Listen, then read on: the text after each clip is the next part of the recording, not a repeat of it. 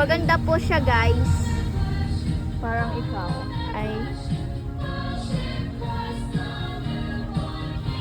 Maganda po ang texture niya. Pag nilagay niyo sa unan, makakatulog kayo agad. Agad tuloy.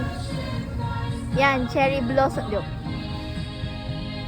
Yan, strawberry.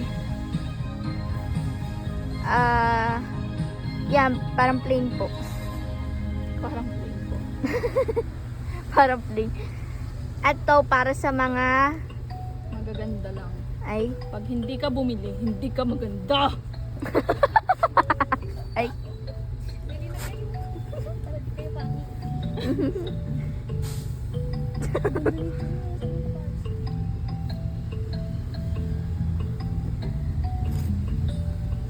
Yeah, madami po kaming stock. Piso po isa, joke. Ano po, 40 isa, di ba? Ano yan? Yan. Puro flower para sa mga mahihilig sa flower. Bili nyo na, oh. 50. Sa akin na to. Ayaw. 50 isa? Kaya ko 40 ma. Ha? Kaya ko 40 isa. Hindi to punda eh. Para siyang ano. Like, parang ganyan siya. Ah. Lagay ko sa bahay. Sold. Dulas pa rin.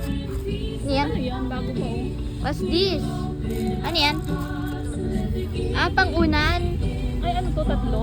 Ay, ang cute. Ay, apat. Ay, Yan, 200. Ay. Para saan yan? ano saan to? Bebenta yan? Oo, malamang lahat to binibenta. Ay, joke lang. Ito po ay para mahilig sa blue or sa white. Grabe, ang dami niya, guys. Dami niya. Hindi yan mauubos ata. May pink pa po pala para sa pink at blue. Para kung sino man mahilig dyan sa dalawang kulay, bilhin nyo na ay.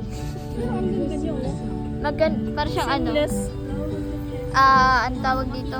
Oo. Makinis po. Makinis po. Makinis pa sa mukha niyo. Ay, sasabihin ko sana yun.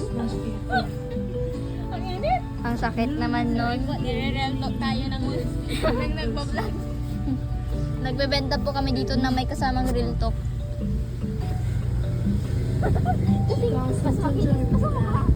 Aray ko po. Kasi yung papel niya.